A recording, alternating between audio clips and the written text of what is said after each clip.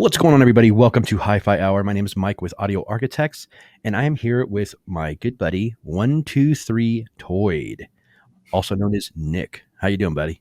Hey, doing great. Thanks for having me on there. And I know that you're a true fan because you call me 123 Toid, which was my old name, and now it's Toid's DIY Audio, which is interesting. But you know what? So many people still call me 123 Toid.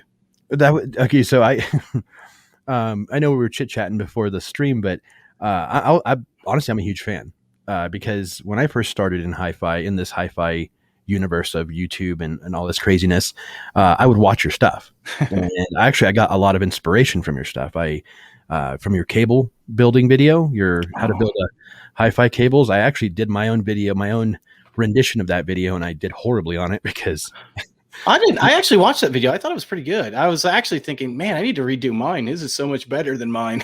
I almost want to redo mine again just to get it better. But I don't know. I wasn't a huge fan of how stiff the monoprice cables were.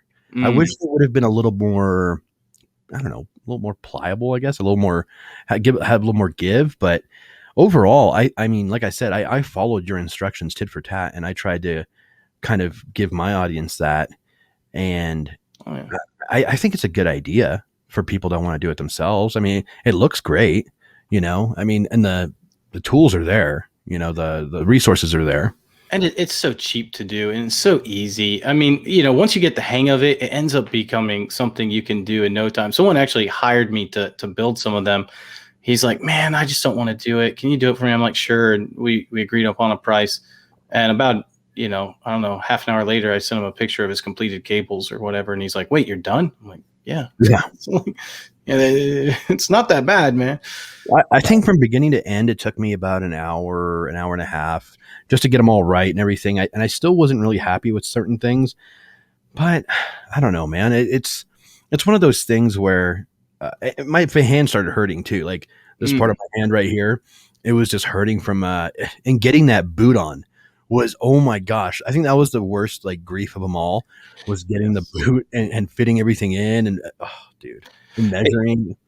I've learned some tips or some tricks there too. I started using some black electrical tape on the end, but man, what I have a hard time getting is like when you put that boot on and you get the your red and black sticking out, your two wires, like getting them actually seated in the actual pant leg themselves. I'm like, it can be problematic sometimes. It's just annoying. And another thing, I know we're griping a lot about speaker wire right now, but another thing is the twist on from monoprice, little twist on banana plug interconnects. I feel like a lot of times they just twist off on their own, and I'm like, how did that happen? I did not touch them. So I don't know. I'm going to try to use some different stuff, down the road, and maybe redo the video in a different way using some Belden or some Megami, something fancier, some fancier schmancier, something to get things going. But yeah, let's get this rocking and rolling, man. So it's for the people that have never seen a Toid's DIY audio. I gotta practice that because I'm gonna call you 123 Toid every once in a while. It doesn't matter. Yeah, it's fine. He's been doing this for quite some time. How many years have you been at this? I honestly lost track because, you and I both talked about it. Like I never set out to start a YouTube channel. It just kind of fell to me. So, and over the years I've been learning it, but it's been, I don't know, I'd have to look back 3-4 years, maybe. I don't know, maybe longer. Yeah, I'm really not sure. It's been a while. To be honest, you've been ever since the beginning. And I know we were talking about this before. It was, you were filming on an iPhone. You started with an iPhone and then worked your way up. But I don't think, I'm going to be honest here. There's a lot of beautiful channels out there with great production value and great stuff, but it's the content.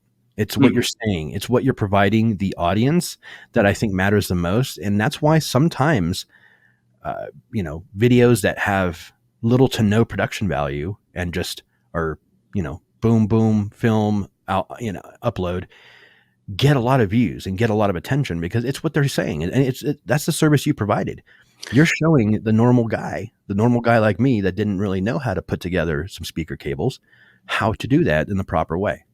Yeah, and I think you're absolutely right. And the first video that I did was how to basically assemble the overnight sensation crossover. Almost everyone wants to build overnight sensations, but they don't know how to read the schematic, and they're like, I don't really know what I'm doing. And so I was reading on some forums. People were like, I don't really know what I'm doing.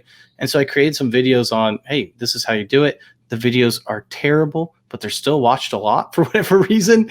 And, it just helped people out. And that's how I got started in it. It was pure accident. And for the folks out there, I will be linking those videos in the description below, just so everybody can access that and have some fun with it. But to make me blush. Jeez. I mean, I love that you were so sincere, though, and you still are. Obviously, I mean, you're a sincere guy. You when you're explaining things, you're genuine. You're not there's no marketing fluff to your tutorials or anything like that. You're just right there in your face, like, this is how you do it. You're friendly, and that's what I liked about you. You were really digestible and easy to watch. So thank you for being one of the best parts of this industry, and a cheers to you. And I think you're an awesome dude. I appreciate that. Thank you. People are like, why is this guy kissing this guy's ass so much? I don't know what's going on. I don't think they're saying that at all. So last year, you made a really bold statement. You made a pair of speakers for only $400 that you felt can compare to a $3,500 pair of Klipsch speakers. So do you feel that DIY can not only save an audio enthusiast a lot of money, but have the same, if not possibly better results than a mainstream brand? Absolutely. I mean, I do believe that. Now, having said that, I also believe you can get really bad results as well. And so what I mean by that is, there's a lot of people that want to start into this, and I am all for. The reason why my channel started was, hey, I want to get those people out there that say, hey, I want to build my own speakers from the ground up, but I don't know how to do it. And I wanted to teach people that, because I feel like there's just too many people out there that say, just don't do it, just buy a pre-designed plan. And there's nothing wrong with that, but there's still people that want to do it, and we shouldn't stop them from learning. So once you really get down to learning the ins and outs and what you need to do and have the right measurement equipment, you can create some amazing things. So those Klipsch KL650s are what they were. And those were some of my favorite speakers for a while, because they were designed specifically for home theater. I'm a huge home theater guy.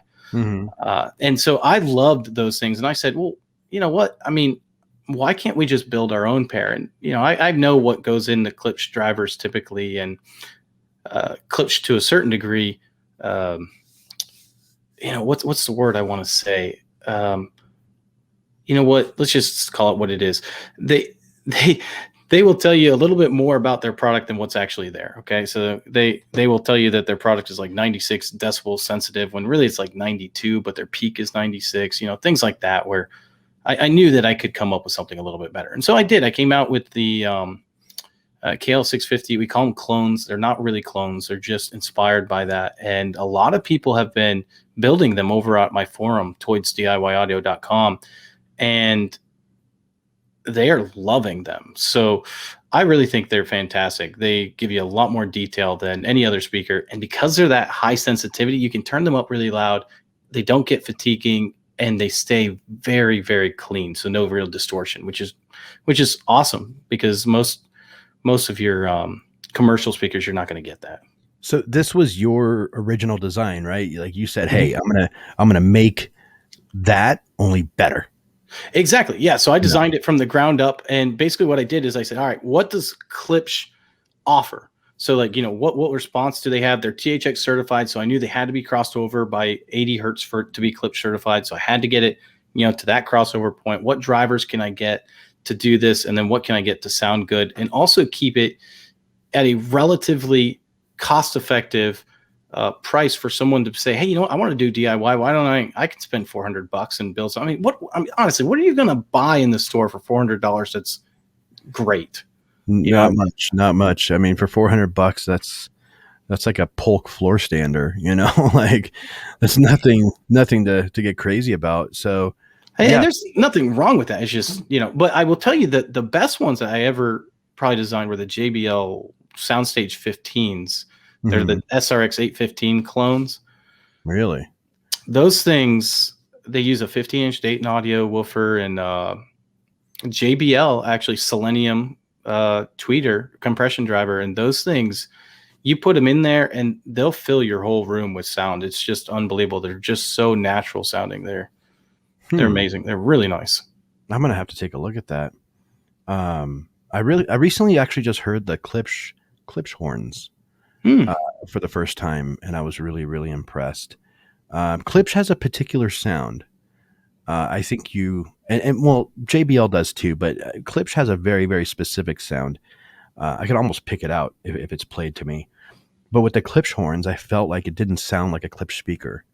You know, are you a fan of the horn loaded tweeters? Is that something you really enjoy, or do you prefer more silk dome or ribbon? What's your poison?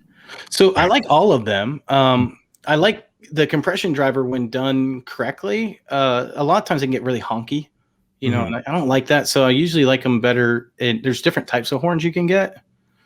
And the horns that I usually like are called constant directivity. There's a bunch of different kinds of constant directivity, but that gives you kind of a constant off-axis directivity, just like the name sounds like. They're a lot more of what you hear in like movie theaters and things of that nature. So they're used a lot in that style. And I used it in both of the JBL and the Klipsch clones that we talked about. But so I do love those a lot. But you know, honestly, I like everything. I mean, I like dome tweeters, I like ribbon tweeters. I mean, I don't think that there's a wrong tweeter as long as it's implemented correctly. I think that it can sound really, really good. But I will tell you, a horn tweeter, when done wrong, is my least favorite out of all of them. Right. You know, like a dome tweeter can be very forgiving, but a horn, like a compression driver, is not. And I'm not a huge fan of Klipsch sound typically, because to me they're a little too up on the high end for me most time. I would agree. And there is a certain company out there that will remain nameless, because I think they're kind of a direct competitor with you. That I've heard their speakers. They're a DIY company, and you probably already know who I'm referring to. And I wasn't impressed at all. I thought they were fatiguing. I thought they were harsh. I thought they were piercing almost to the ears. That is horns done wrong, in my opinion. And perhaps it was just this one particular setup that I was listening to, but it just that one experience turned me off to that particular company's offerings. So, I'm pretty sure I know exactly who you're talking about, but there's two of them that it could be, but I'm pretty sure. I'll tell you. I'll tell you after the show. Yeah. All right. I'm 99% sure I know who it is, but it's a DIY group. Yeah. Yeah. I know exactly who you're talking about. I'm not impressed, man. I'm not impressed. And I don't know. Now they're really going to hate me, but, that's always the thing though. And that's the thing that I try to tell people is, like, if you're going to go DIY and you want to buy plans or something, or download, there are plans, like, for example, Parts Express offers plans for free on their website that just anyone built and put out there. You really don't know what you're getting all the time. And I'm not being mean. Now, they have their own kits, which are fantastic, just go ahead, and then of course I have my own kits and stuff that I sell that we could talk about later, but go with someone that that is designing something. Don't just grab anything and build it, because if you do, I think you have a good chance of being disappointed. Right. And the first time I heard one of your products was actually at RMAF 2019, and Joe and Tell and a few others were there in the room, and they were demonstrating the Dynas, which stands for doesn't need a sub or something like that. Do I need a sub? But yeah, do I need a sub? The Dynas they're a really interesting speaker, but I would love to hear your take on them, because I've never heard your take on them. I thought they were very balanced. I thought they were really nice. I don't think I really. Well, the problem with Rocky Mountain Audio Fest was that the way the rooms were set up, it was hard, and the amount of time you guys had and everybody else had to set up. It's like, it's hard to find a good position. and then it's hard to find a good seating arrangement. And I didn't know it's only going to be even harder this year because this is the first year they're opening the doors since the pandemic, and it's going to probably be more, stay 6 feet apart from everybody. It's going to be insane. I don't know how people are going to do shows this year, but they're doing them. Yeah, I think Joe had said something to extent because I wasn't there. I got to send the speakers there. He demoed them, and I think he even said, that the rooms were less than ideal. There was no real, as far as sound deadening or anything. There was nothing there, and go ahead. Well, I didn't really get a chance to give them a fair shake, a fair because I was sitting in the far left corner, and I should have been sitting right in the center, dead center. A couple rows back. And so where I was sitting, where they were positioned, I didn't get a chance to really consume them. But what I heard, the clarity was nice. Very, very nice. The bass was good. Mids were nice. Not, highs weren't tinny or anything. It was just a well-balanced speaker. You built a great situation, man. Thanks. And I really like those. I always tell people though, I don't consider them hi-fi. I just consider those like a fun speaker. Like if you really want to just get down and put them on and, if you're sitting, like, especially on the desk, like Joe showed it in his video really well. Like if you're sitting in the desk, those things will blow you away. I mean, if you wanted them to, the bass will just, it will shake you. And it's amazing because they're only, I think 12 and a half inches tall or something, 13 inches tall. I don't remember right off the top of my head. They weren't very big. They weren't very big at all. And for being under, I think it was you were in the under 500 room, right? Mm-hmm. Yeah. Yeah. So for being under $500 all in for 2 bookshelf speakers with plenty of bass, that's a win. That actually includes the amplifier too. Really? Yeah. So under $500. So each speaker actually has the amplifier built into the back of it. So they're powered speakers. And then he, I think, had a tube preamp. Yeah, he had the tube preamp on there. I think that's what it was. The tube preamp to the source, and then those are powered, aren't they? So.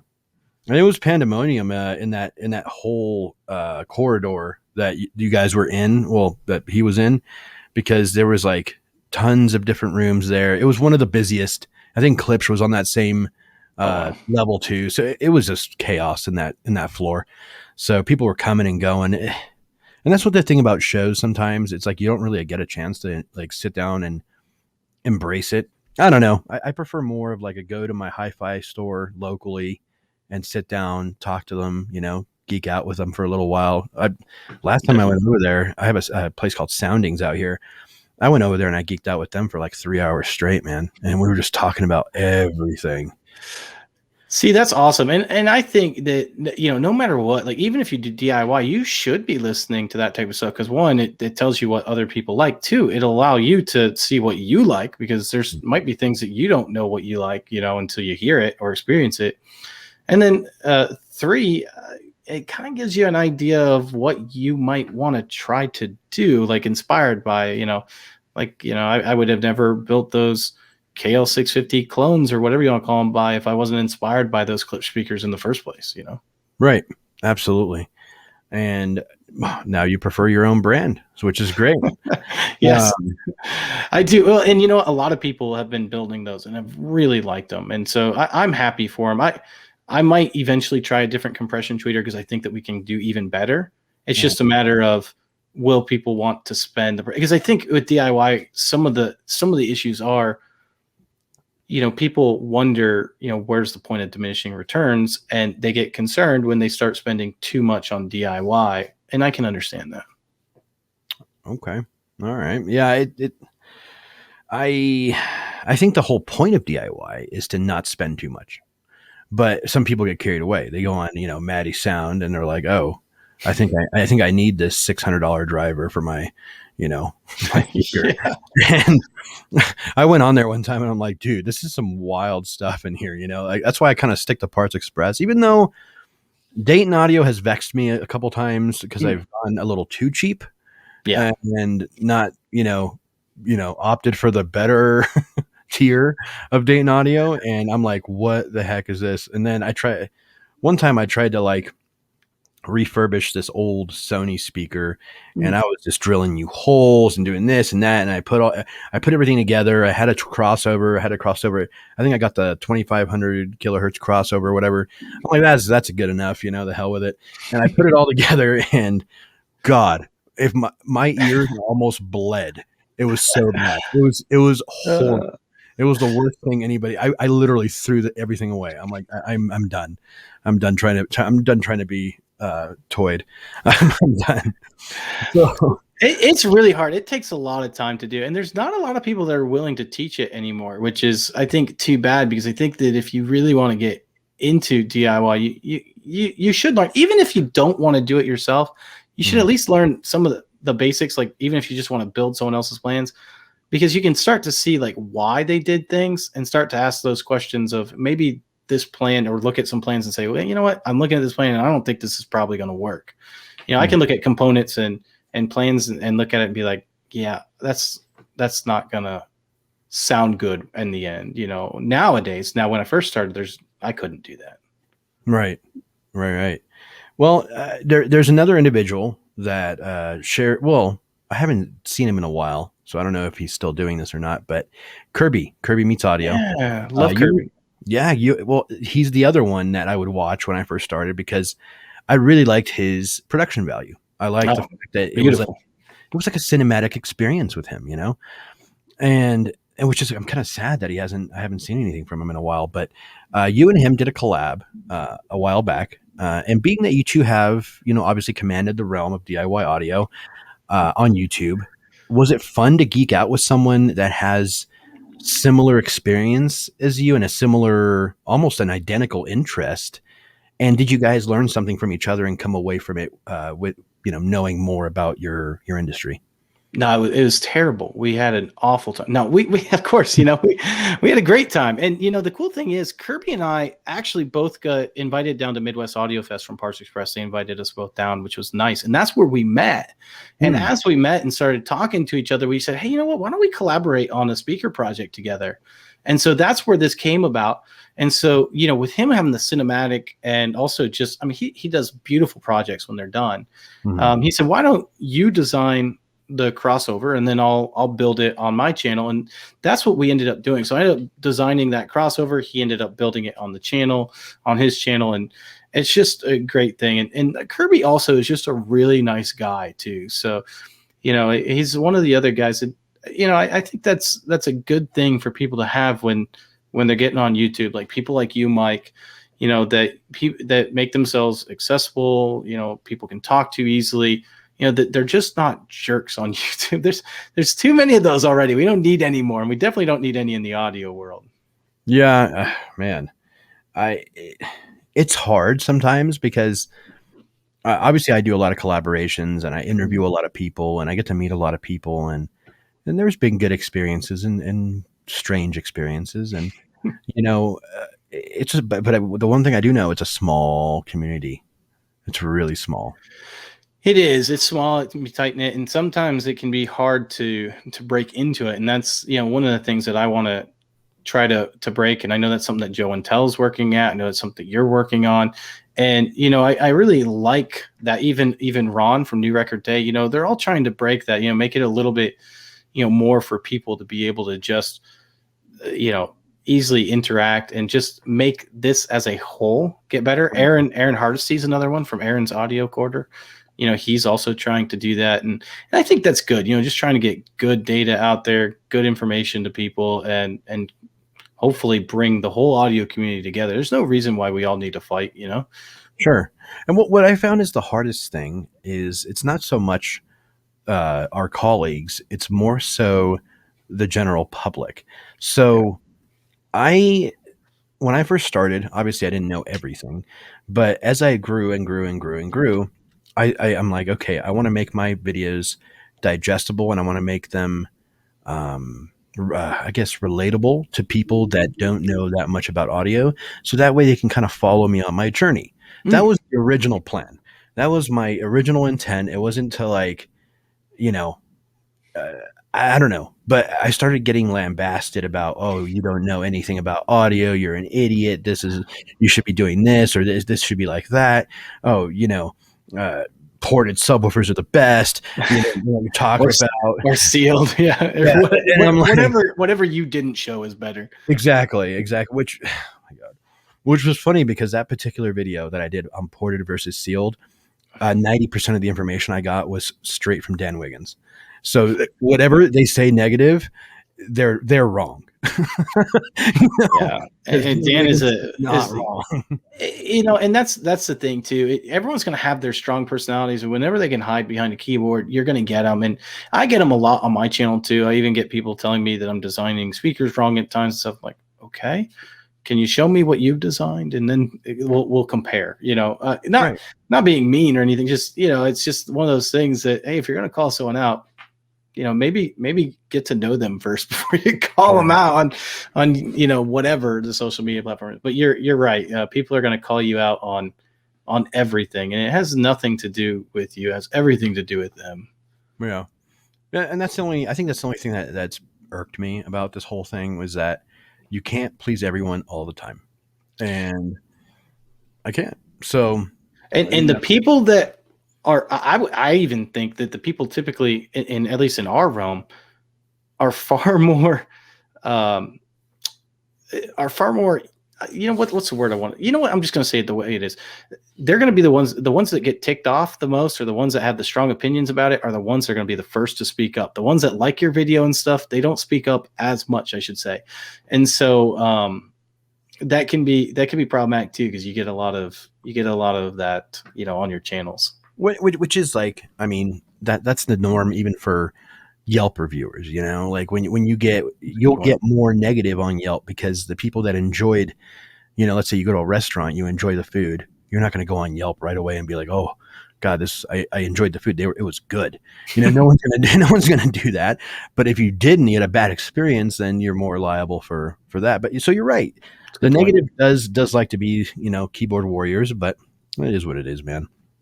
But moving on real quick, I've noticed that you have an Arylic 2.1 amp board and they've approached me about doing stuff, and I want now, after talking to you before the show about it, I kind of want to do stuff with them now. So yeah, they're a great company. I really like them. Yeah, on your blog, you really sang their praises about this 2.1 board.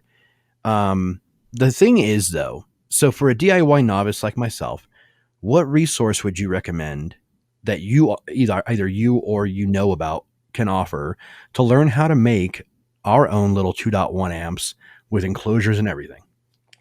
Yeah, I honestly, I don't really do a lot of building of amplifiers so much, so I wouldn't recommend necessarily going to me. I mean, there's plenty of source. I think DIYaudio.com has a few different things and stuff.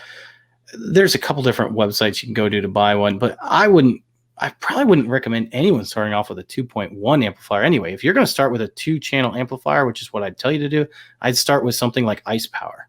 Ice Power, you can buy them right off of Parts Express. Yeah. And they were designed by Bang & Olufsen. They're fantastic little amplifiers, and anyone can build one.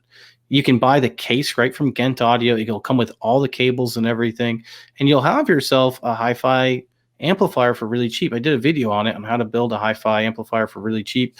I think that's the bigger one you built, right? Yeah, what is it? I think like $200 or something, or $300. I watched that video that you did. It was really interesting. I'm just worried that I'm either going to electrocute myself or blow up the house. You won't, unless you're soldering while it plugged in or something. You'll be fine. But yeah, I mean, that's such an easy build, and I don't know how many people that have built that since then and have loved it. And it's crazy because if you'll take a look at Audioholics is another website that I really enjoy. And Audioholics actually did this article on attack of the clone amps. And all of these amplifiers, high-end amplifiers, were all using the same Ice Power amplifier boards. Mm-hmm. And the only difference was the case and the price they were selling them at, sure. For the most part. And so It's really funny to see. And so, when I say like actually build a hi-fi amp, you really can. I mean, these were hi-fi amplifier companies that were selling them. Rotel was selling them. I mean, there was a bunch of different companies. Wired for Sound, a couple different ones. I can't remember them off the top of my head. But yeah, so I'd recommend starting somewhere there and then going to soldering all the original, components, because if you can't do the ice power build, then you don't want to move up to something else, period. Okay, so I'm going to make a deal with you. I'll do it. I'll do the ice power build. I'll follow your instructions. I'll watch your video, and I'll be calling you too. I'll be like, "Hey, do it." I think I just blew up the house, but I will call you. But yeah, I think that would be a cool video. That would be a cool collaborative video too, because what I'll do is I'll have you back on after I build it, and then we can talk about my experience with it. So that way the public can know that, a dumb like me can actually build a hi-fi amplifier, and I think that's really cool.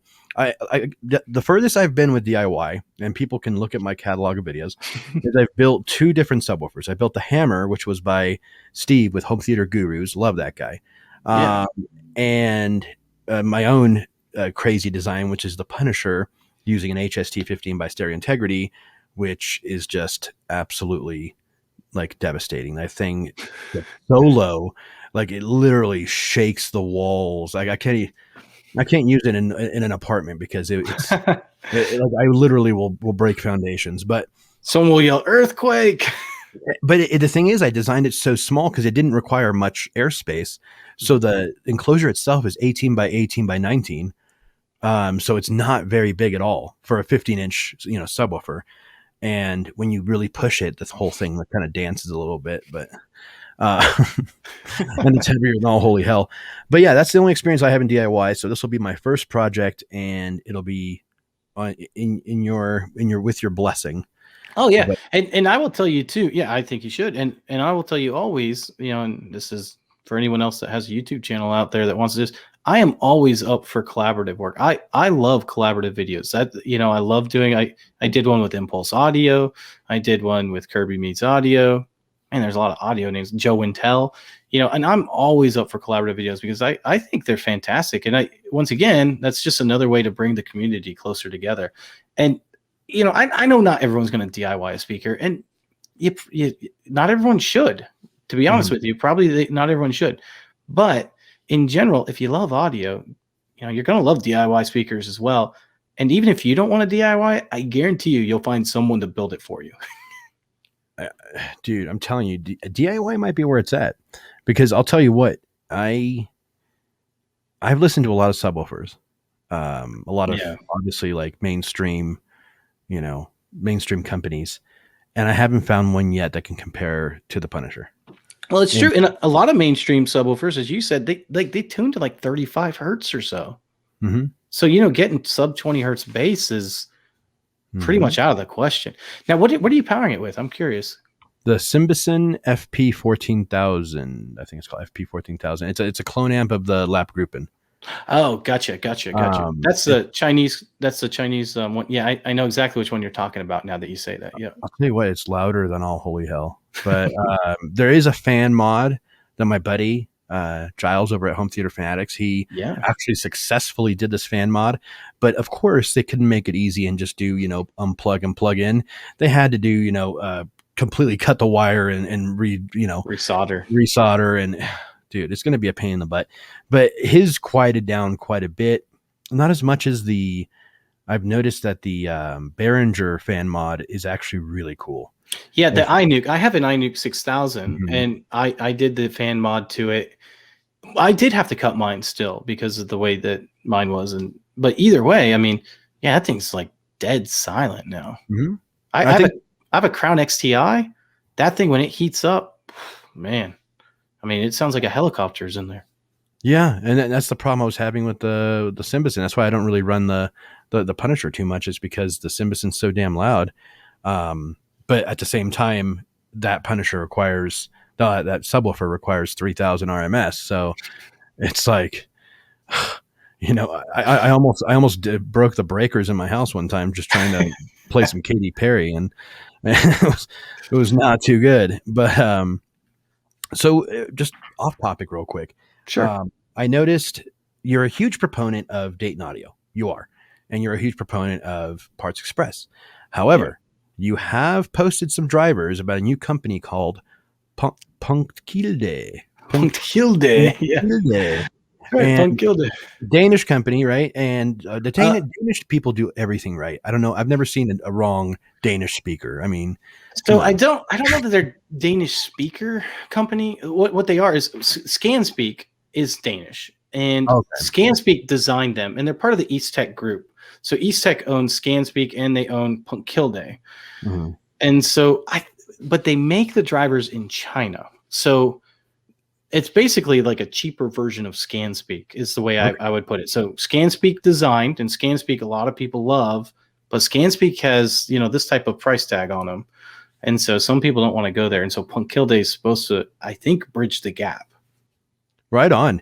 Yeah, I spoke to them briefly on Instagram, I want to say, and they seem really nice. I'm interested in maybe trying something out, down the road with maybe doing like a little build or something. But I'm just so busy with stuff. I didn't realize what a pain in the butt DIY was until I actually took on some projects, and I absolutely hate that spray thing, the Duratex. That is Yes. like that. If you screw it up once, you've ruined your whole project. You might as well just like kick yourself in the face and just start all over again. But but yeah, I need to get back into it. I need to get motivated to build something that's actually going to sound good and not make me want to throw it in the trash. So But I know you had some question about Punkilde. I'll just tell you, first of all, I'll tell you about the company. The company is really nice. The mm, people are really good there. They don't have any distributors. They are doing a pop-up sale right now where you can buy their carbon fiber series, which is what was on my channel. mm, But I don't make any commission off that. That's just if you want some, you can get some. mm, But when I got COVID, they actually sent me some stuff, and I got COVID, and they found out I was sick, and they sent me a bunch of surgical masks in the mail for free of charge with like a handwritten note saying that they hope they feel better and get better. And it's just, they've really cared about me as well, which I thought was really cool. I mean, there's a lot of companies that really care about one thing, which is you getting a video out for them. And they are not like that. So very nice people, always trying to take care. Another company that I'm actually impressed with. Now, I will say they're good. The drivers are good. I mean, the drivers I got sounded really, really good. The 8-inch drivers, I think they're selling for like $80 a pair, maybe, which that's is like, insane. it's really cheap for the That's quality. really cheap. Yeah. Yeah, don't quote me on that, but I think that's what they're selling for at the pop-up sale, somewhere like $80 a pair, or maybe $100 a pair, which is for a good quality driver designed by ScanSpeak. I know it's built in China, but China can have good things built. I mean, most of Dayton Audios is built in China for that matter. If people don't realize already that most of high end audio is built in China, then they're missing the point. Like, I mean, Yeah. it's very difficult. I think there's only one or two companies that actually build their actual drivers in house in the United States, right? Like something like that. It's not very many. I know it's not many at all.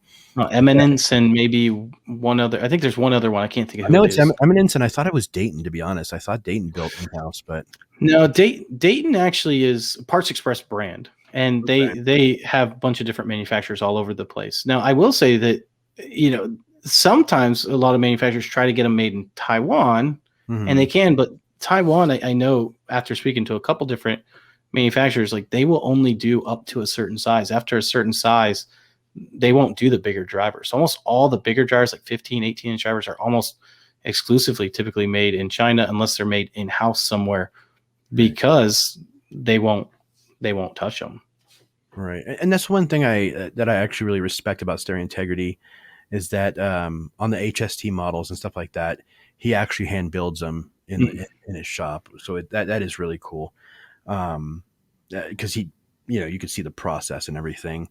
But I mean, like I said before, man, there's so much stuff built in China, and people have this stigma that, oh, if it's made in China, it sucks. 99.9% of stuff is from overseas at some point or another, and components and stuff like that. Just because it may have been designed in its point of origin. Like if it was designed in the United States or it's designed in Denmark, wherever, it could have been designed there. But if these companies want to make a profit, they have to go to a company that will provide them with a price point that makes sense economically, to sell these for the best bang for the buck for the consumer. So that the whole made in China thing is for the consumer, not for the company, Oh yeah, absolutely. I completely agree. financially viable. But yeah, man. So do you have any plans to go to shows this year? Like what's because I wanted to hang out with you and geek out, and totally get crazy and show you my finished DIY, amplifier that I'm going to do here soon. Dude, I would love to. I still want to get to some. You'll have to give me some of the ones that you're going to. Maybe I'll make at least one. I do want to go. I really want to go to Rocky Mountain Audio Fest. I don't think I'm going to make it Rocky Mountain this year though. Although maybe I can. I mean, I have a million some plane rewards piled up, so I could fly about anywhere nowadays because I can't go anywhere with well. I guess you could go places with COVID, but with COVID going on, it was a lot more difficult, I guess, to get places. So yeah, I have a bunch of plans. So I would like to go. I've been wanting to do it, for a long time. I just haven't had the time, and I just got to make sure that my wife has support with the children, or unless she wants to go on a nice drive with me, and she likes vacationing, so who knows? There you go. When's Midwest? It's not here. They canceled it this year. Oof. Yeah. Yeah. It's hit or miss. I don't know. Expono, I heard was a maybe as well. So yeah, we'll have to see. So what's next on the agenda for Toid's DIY audio? Like any new innovations, any new projects that you want to share with us? Yeah, I have. Hopefully I have something in the works. So I'm not sure if it's going to go through or not, but if it goes through, I'm going to be designing, Klipsch, for example, makes commercial grade theater speakers. I'm sure people know that. Like if you go to a commercial grade theater, you're going to get commercial grade theater speakers. So my next step is to make a commercial grade speaker for that you could do inside your house. Something like they have one, I think it's called the KTM 8000 or something of that nature. But basically all it is an 8-inch woofer and a compression driver, but very sensitive so that you can play it really loud and get it going. And so I want to go ahead and create something like that so that you can build that yourself and have real theater quality stuff in your house. Mm-hmm. I would love to build a JTR style clone, but the drivers they use are almost impossible for DIYers to get their hands on. So it's just probably not going to happen. I've never heard a JTR speaker, but I've heard fantastic things about them. I know a buddy of mine actually lives here in Denver, Brian Woody's. Oh yeah. Woody's sound. Yeah. Yeah. He has JTR, I believe. And he said some nice things. So yeah, I've never heard them. I don't know what they sound like. Have you heard them personally? I haven't, but I can see how they were designed, and they were designed really smart. Mm-hmm. They use what they call a compression coaxial, which most people don't even know they exist. They actually use one by a company called BMS, which, like I said, if you're DIY, you can't get your hands on them really. But basically, it's a compression driver that has a mid-range and a compression tweeter built in one, and it actually has two different terminals on there. And because of that, they're completely time aligned because they're coming out of that same diaphragm.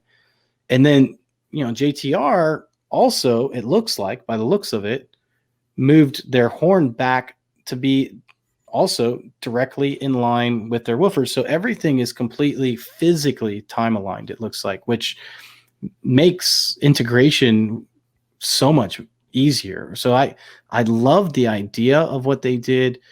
And if compression coaxials weren't like $600 a piece on like Parts Express website, then I would consider it. There are a few other companies that make it. B&C makes some, I think, but they're just insanely expensive. They're just not. I just don't think that people are gonna, put $2,000 into a DIY speaker, even if it can rival a $10,000 set. It's a hard sell, I think. You know what? We JTR needs to send us a pair of speakers so we can listen to them. That's That's what needs to happen. That's what I feel needs to happen. That's it. I mean, I'm building my theater right now. I could use this. See, there you go. There you go. JTR, if you're watching, I hope you are. Actually, I'm gonna tag you in this, so that way you guys can watch it all the way to the end. And you need to send Toid some speakers to finish out his home theater. Honestly, I think that, I don't know that a lot of people have heard of them, but I do really think that they're, I don't know, they're custom ordered made, right? Like they don't have any in stock. When you order them, they make them, which is really cool. I love the whole concept of the company. I think it's a really good company. Their subs look dangerous too. Like their subwoofers. Oh yeah. They look amazing. Yeah, they look great, don't they? God, have you heard them? I haven't heard them. No, yet. You know what? I need to go over to Woody's house. I'm gonna go invade Woody's house, brand new home that he bought, and I'm gonna go listen to some JTRs because I want to hear them. Now I'm kind of like in the mood to hear them. So yeah, I've heard such good things about it, and they measure fantastic. So I can't I can't imagine that you'd be disappointed with them. I don't think I would be, not at all. But hey, man, I wanted to thank you for taking the time coming on the show. I'm like I said, I made a promise to you. I'm a man of my word. I'm going to build that amplifier. If I end up electrocuting myself, everybody blame him. And I'm going to, so the next time we talk, I'll have it done and playing something, and you'll have to shoot me over. The parts list is over on the channel, right? On the video. It's on the video, and then it's also on the, the blog forum, all that stuff too. So wherever you want to go. Sounds like a plan, dude. Well, thank you so much again for joining me, guys. If you haven't checked it out yet, I'm going to put all his info, including all his links to his website, his blog, his YouTube, in the description below. And I want you guys to check him out, because if you don't already know him, I want you to. So, well, thanks again for having me, Mike. I really had a great time on here, dude. Isn't it fun? And I feel bad because I haven't done this in a while, but it's like riding a bike, I guess. No, it's fantastic. Yeah, I really enjoyed myself. That was great. Awesome, dude. All right, buddy. Well, thank you again, and we will see you guys next time.